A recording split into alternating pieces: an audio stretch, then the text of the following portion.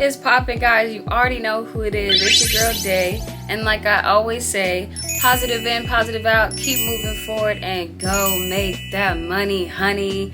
I am so glad to come back with another video, and this time I took time, okay? I took some time, and I know what I want to talk about.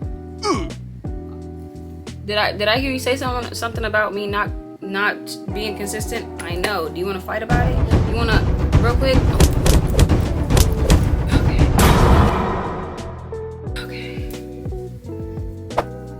Okay, now that we got that out of the way, today's video is going to be labeled 10 things I've learned in my 20s as a 20-year-old. No.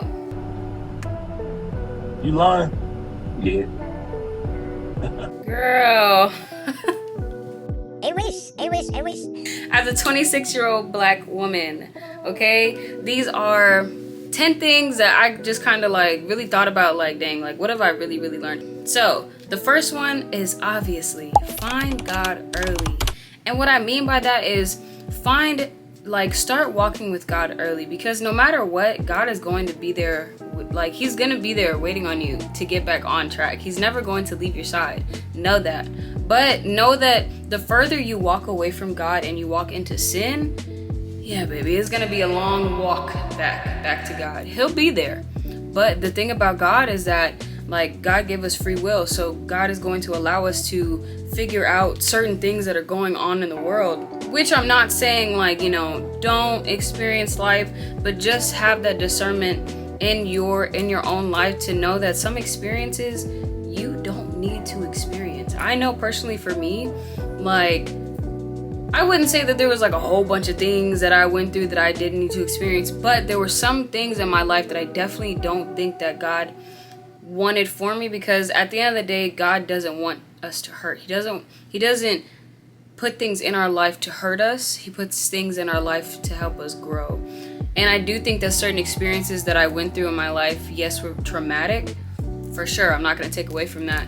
But I feel like if I would have been closer to God, I would have understood that certain situations, certain people, certain events I should not have been at. I should not have given energy. And that's something that, like, I was like in my younger 20s, I always knew that I love God and all this, but I was, how do I say it? I was discovering new things about spirituality, and I was very much so into like crystals. And I'm not saying, you know what? Actually, yes, I am. This is my opinion. And this is coming from a girl that believed in her crystals, believed in everything. Like, I was doing spells, I was doing the work, okay? And I just realized that there's something about the power of God that I cannot get from those crystals. And there was a point in my life, in my early 20s, where I was honestly saying out loud, and God forgive me for even saying this again, that I was saying I am the decision maker of my life. When honestly, when you get to a certain point in your walk of faith, you realize that no, you are not. It is God. God is the one that is the I am, not me. And I was tripping when I said that, okay? And I didn't realize it until I was like a little older. I was like, dang, like I was really tripping. But there are things that I did take from my spiritual walk that I do still have with my walk in God, because some of those things correlate, like being able to manifest, things that you want for your life. Instead of saying that, certain things that I was writing in a journal, those words, I pray about it. I say, God, like, I see this for myself. Please give me, the tools I need to get here if it is meant for me. Like, so I changed the way that I did certain things. College is a lot of fun. You experience new things, you meet new people, but it is very important to have God there, because like I said, y'all, okay, so I'm editing the video and I'm realizing that my lips are on here. It looks like spit. It looks like I spit up on myself, but it's not spit, I promise you. I put on a lot of lip gloss before the video, and I have a light And that mixed with the camera, all those three, made it look like I had spit up on myself. I did not. It was just the lighting and the lip gloss. Don't do too much, okay? Thank you, I appreciate that. So yes, to wrap all of that up, please find God in your early. It doesn't matter when you decide to find God. That is your life and how you decide to navigate it. But I can guarantee you it is the best decision to find God early. So number 2, it's okay to be alone. And I wrote in here alone versus lonely. And what I mean by that is when you're in your 20s, I feel like no matter what experience you go through, because mine is like based off of being, you know, going to college, early 20s, and after that, you know, navigating life. But I feel like even if you don't go to college, you still have this experience. I think the best thing that you can do in your early 20s, whether it's, you know, your path is college or not, because college is not for everybody, travel, get out of your hometown, come back, do what you need to, but meet new people, like experience new things. Like it's great. It's a little weird at first, because I'm not gonna lie, when I went to college and I seen all these new people, I was like, dang, like, what? what is this? Who is this? But it's great. Like, you meet amazing new people.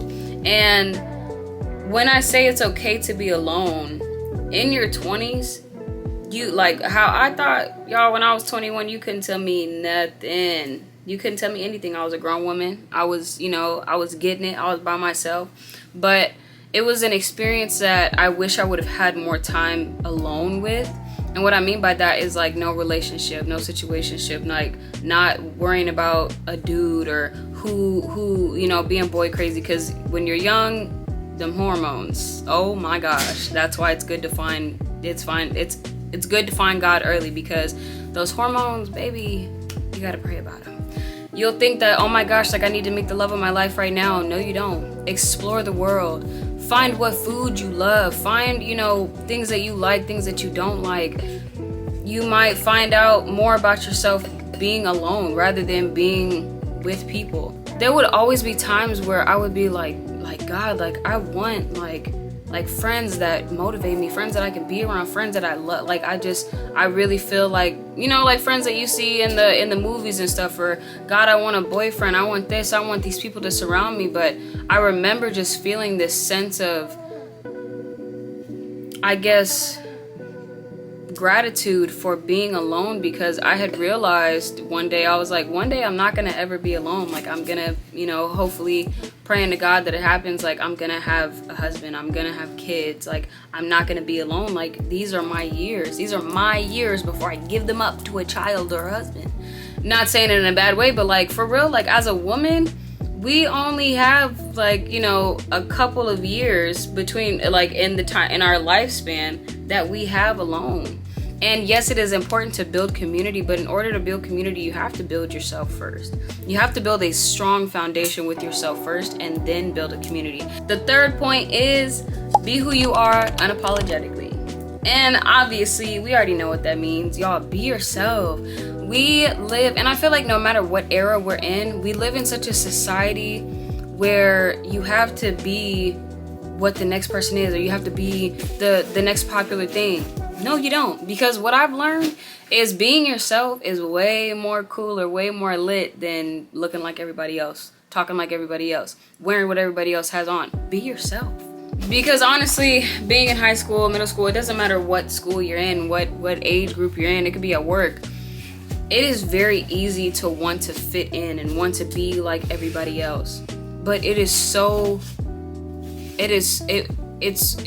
much more special to be yourself and realize that, oh my gosh, like I'm really one-of-one. Be yourself. If you like colors and you're in an environment where it's all black and white, you wear those colors, vice versa. And you know, if you feel like you're too loud for an environment, honey, they are too quiet for you.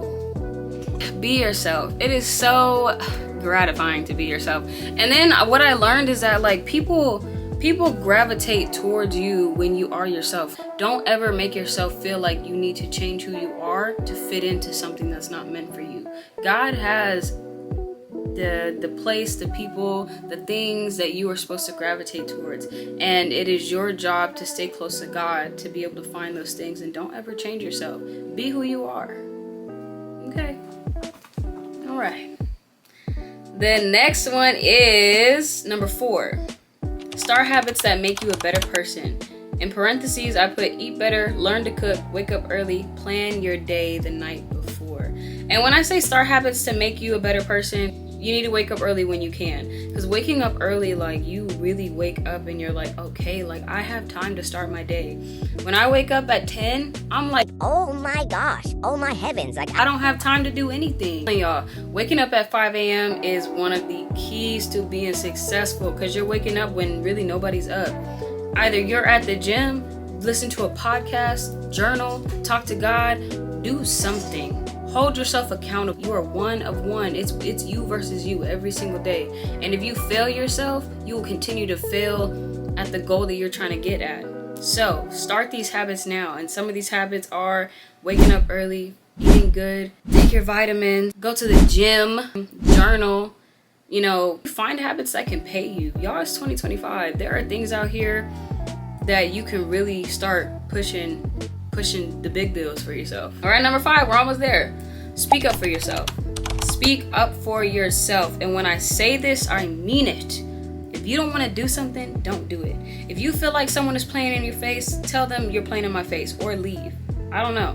I usually leave, because you're not finna keep playing in my face, and I shouldn't have to tell you that you're playing in my face, because you know you're playing in my face. If you feel uncomfortable, say you feel uncomfortable and leave. And know that no means no in every situation, any situation. No means no. Because at the end of the day, at least for me personally, I will never go through something again and not speak up for myself. Never again. Because it leaves a trauma that lingers on for a long time. And if I didn't have God, I wouldn't be able to get through it. Okay. All right. See, we're doing good. I don't even feel like I've been yapping for that long. Okay, number 6, be kind. Like, I shouldn't even have to elaborate on that. Be a kind person. Be a nice person. There are so many reasons to be kind to people, okay? I've realized in this life that sometimes somebody will be mean to someone because of how they look, how they smell, how they dress. You don't understand that some people don't have enough money to dress the way that everyone dresses. Some people are coming from different countries and are adapting to where we live, different cities. Some people, you know, it's just certain situations that people are in that honestly is none of our business, and there's no reason to be mean to the next person. There's no reason to be a bully to the next person. It's not cute. Okay, it's very mean-spirited, and it's very ugly. And always speak up for people that you feel like are being bullied. Always. It's a great thing to have a great heart. Y'all, some of the videos and the things that we're exposed to now because of social media, it breaks my heart. And it's just like, people need to stand up for other people. We are human beings. We're social beings. Why is it that we're not standing up for people that need help? You know, like, don't kick somebody when they're already down, pick them up. If you see someone that needs help in a certain area of their life and they're comfortable with you helping them, help them. Help other people. But for sure, be humble, be kind, because you never know. You never know. The next one is be consistent. Y'all should already know. I have a problem with this. Bad. There's a thing. It's like being consistent versus being motivated. You could be motivated Monday and Tuesday, but Wednesday, Thursday, Friday, Saturday, Sunday, if you're not motivated, you're not going to do what you see that yourself doing. You're not going to do the things that God is calling you to do. But when you're motivated, when you're hyped up, when you're saying, okay, like, this is what I need to do, even on a bad day, I'm going to keep rolling. Even on a sad day, I'm going to keep rolling. On a happy day, I'm going to keep rolling. You have to keep rolling the ball in order to get where you need to go. And don't make excuses for yourself. Like, definitely take mental health days and rest days when you need to, but stay consistent in whatever you want to do in this life. It's like I said, it is you versus you. The next thing is hold yourself accountable and be an honest person. There have been times where I have,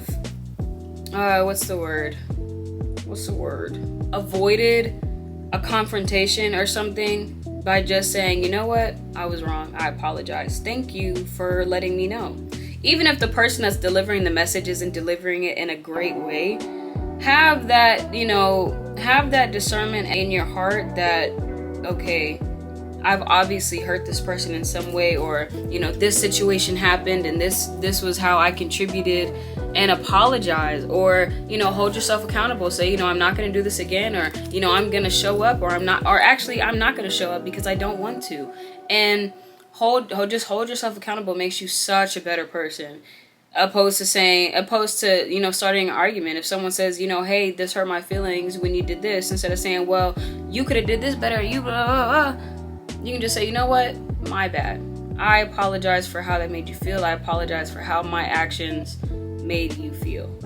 And I will, work on it. I'll try, and sometimes there's some situations where, you really don't have to bite the bullet and say, okay, I know I did this, because some people really take your kindness for weakness. Believe me, baby, I know. I used to be the kindest and sweetest, most naive person. Now, if I'm holding myself accountable, it's because I can genuinely see and feel that this situation has either hurt you, or this situation or interaction with me has, been unpleasant. I never want to be a bad experience with someone, but I've also realized that is a lot of pressure, because I'm not going to be everybody's cup of tea. You're not going to be everybody's cup of tea. And as we grow older, sometimes some things you just become uninterested in. But it is your job, it is your duty to hold yourself accountable when someone comes to you. Because what I've realized is that people come to you about certain things when, they're hurt and they care about you and they want you to know,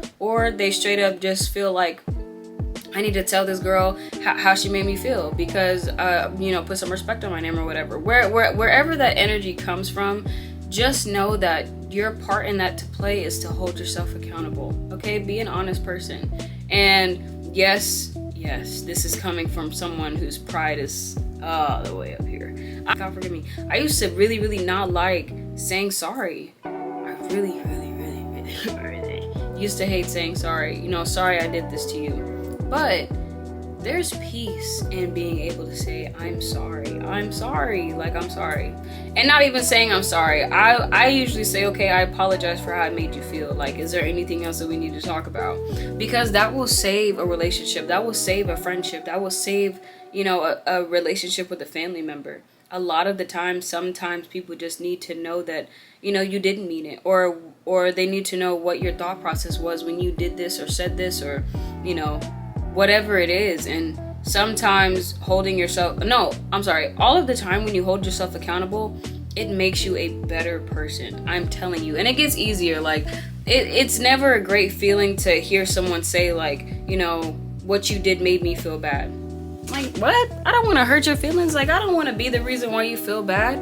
But sometimes the things that we do, like, how it works for me in my head is like, okay, if this is going to benefit me, I'm going to do it because it's going to benefit me. But sometimes that thought process is like, other people around are like, well, shoot, she did that. Why didn't she tell me? Or this, that, and the third. And it's like, well, dang, you weren't on the forefront of my mind. I was, so I'm sorry, I apologize. And then you go from there, okay? So be accountable and be honest. Number 9, that friend that you thought was forever might not be. And this for me is always like it's not really a touchy subject. I just don't like talking about the subject because it is so annoying. And it's honestly something that is just like, I don't know if it's annoying or it's just something that really, really hurt me in my early 20s. Losing a friend is always going to hurt. It doesn't matter if you're 5 years old. It doesn't matter if you're 50 years old. It doesn't matter if you're right in the middle. Losing a friend is going to hurt. But sometimes people are in your life for a lifetime. Some people are in your life for a season. Some people are in your life, forever. And sometimes those people you didn't think they were going to be the ones to stick with you. But some friendships are only there to give you a life lesson, to have a good time with that, to experience life with. And that is okay. And as humans, it always hurts to sever a relation or sever a friendship with someone. And I always tell people, I'm like, bruh, like, you know, having a breakup, yeah, a breakup is hard. A friendship breakup, oh my gosh, like, it hurts so bad. And sometimes it's inevitable. Sometimes, you know, in my experiences, there was nothing that I could have done as the friend to save certain friendships. And it's like, thank God that I didn't. Because of the ending of those friendships, I was able to grow as a woman. I wasn't basically safety pinned to their cloth and, you know, wondering if they're okay, wondering if they did this, wondering how their life is going, supporting them. Because that's taking away from the support that I needed to give myself. So thank God that those friendships ended. But along with saying that, I never thought that these friendships would end. Y'all, I thought we was twinning now. Like, whatever you want to say. Like, I thought that was my person. Like, you know, a couple times in my life, I was like, no, this is my best friend. Like, we're always going to be friends. But sometimes when you stop being friends with someone, you realize that that person wasn't really your friend. They had some type of jealousy or animosity or whatever it was festering inside of them. And it's like, you will do that for a man, but you can't do that for your best friend. And sometimes these friendships will last a long time.